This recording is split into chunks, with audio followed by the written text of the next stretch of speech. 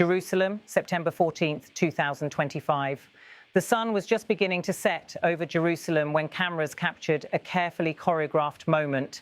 Israeli Prime Minister Benjamin Netanyahu extended his hand to U.S. Secretary of State Marco Rubio.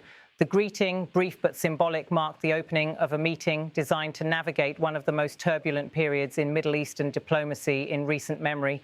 The handshake itself, lasting only a few seconds, was less about personal courtesy and more about political theatre. At a time when Israel's military actions are drawing sharp international criticism, especially after an unprecedented airstrike in Doha, Qatar, the image of Netanyahu welcoming Washington's top diplomat was meant to project reassurance, stability and alliance. Rubio, who assumed his role as Secretary of State under President Donald Trump just months ago, arrived in Israel with dual responsibilities: to reaffirm Washington's support for its closest Middle Eastern ally, while also expressing unease over actions that have rattled Gulf capitals and provoked diplomatic outrage. The backdrop was heavy. Israel's strike on Hamas leaders in the Qatari capital, carried out days earlier, had left regional governments alarmed and the fragile ceasefire discussions over Gaza in jeopardy. The attack tested not only Israel's relations with Arab neighbours, but also Washington's capacity to balance solidarity with Israel against mounting global calls for restraint. Rubio's team, according to officials familiar with the preparations, had pressed for the meeting to serve both as reassurance and warning. The U.S. wanted Israel to understand the depth of concern in Washington while maintaining a public front of unity. For Netanyahu, the optics were critical. Standing beside Rubio allowed him to project an image of unwavering U.S. Israeli partnership, even as critics at home and abroad condemned the Doha strike as reckless. It was a stage-managed moment designed to remind viewers in Israel, Washington and across the Arab world that despite tensions, the bond between the two nations endures. Netanyahu did not mince words in front of cameras. His remarks emphasized continuity, solidarity and defiance in equal measure.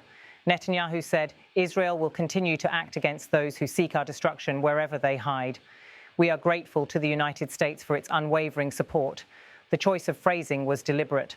By vowing to act wherever they hide, Netanyahu signaled Israel's readiness to extend military operations beyond Gaza's borders if it deemed necessary.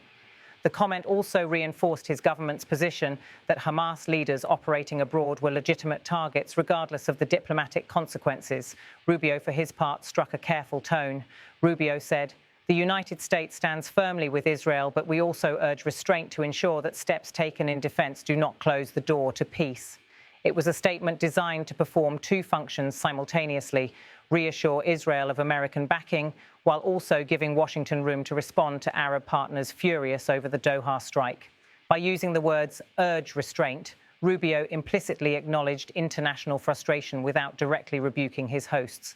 Diplomatic analysts noted that Rubio's comments echoed the classic U.S. balancing act in the region: support Israel militarily and politically, while maintaining enough credibility with Arab governments to keep negotiation channels alive.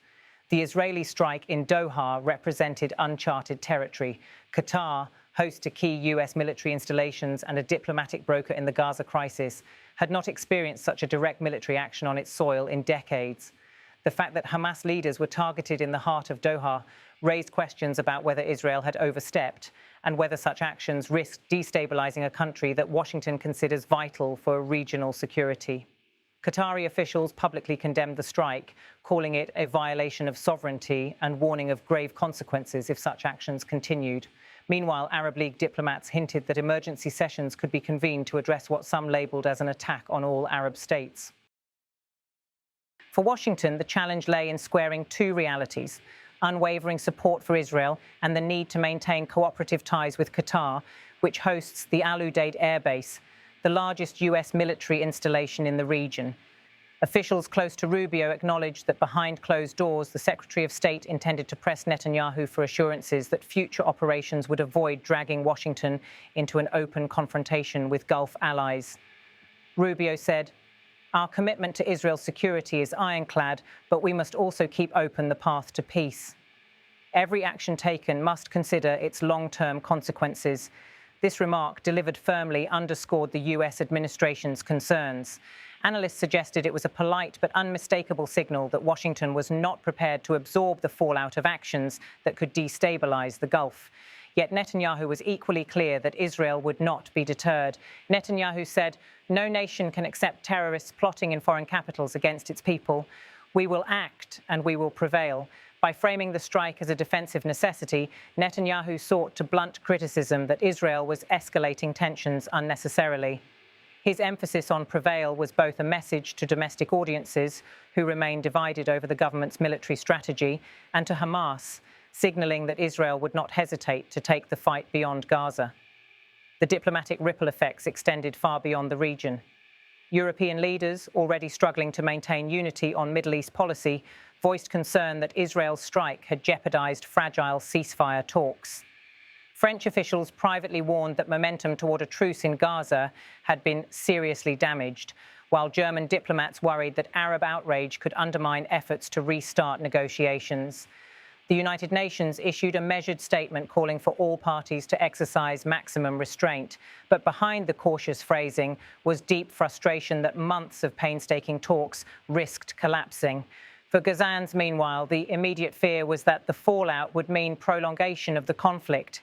Aid groups warned that without progress on a ceasefire, humanitarian conditions could worsen dramatically in the weeks ahead. Despite the turbulence, the optics of Rubio's visit carried undeniable symbolic weight.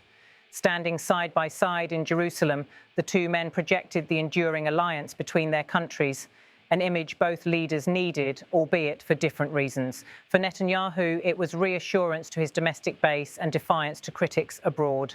For Rubio, it was a demonstration that Washington remained actively engaged in managing one of the world's most combustible conflicts. What remains unclear is whether the visit will produce tangible results. Diplomats caution that beyond symbolism, both sides must grapple with the practical realities of balancing military actions, diplomatic fallout, and the urgent need for progress on Gaza. Rubio departed Jerusalem with his message delivered. America's support is firm, but so is its concern. Netanyahu, in turn, reiterated Israel's commitment to its security above all else. Netanyahu said, "Israel seeks peace, but peace cannot come at the expense of our security." That line, succinct and resolute, summed up Israel's stance. It also captured the core dilemma: how to reconcile an unyielding security doctrine with international demands for restraint and compromise. As night settled over Jerusalem, the image of Netanyahu and Rubio shaking hands lingered.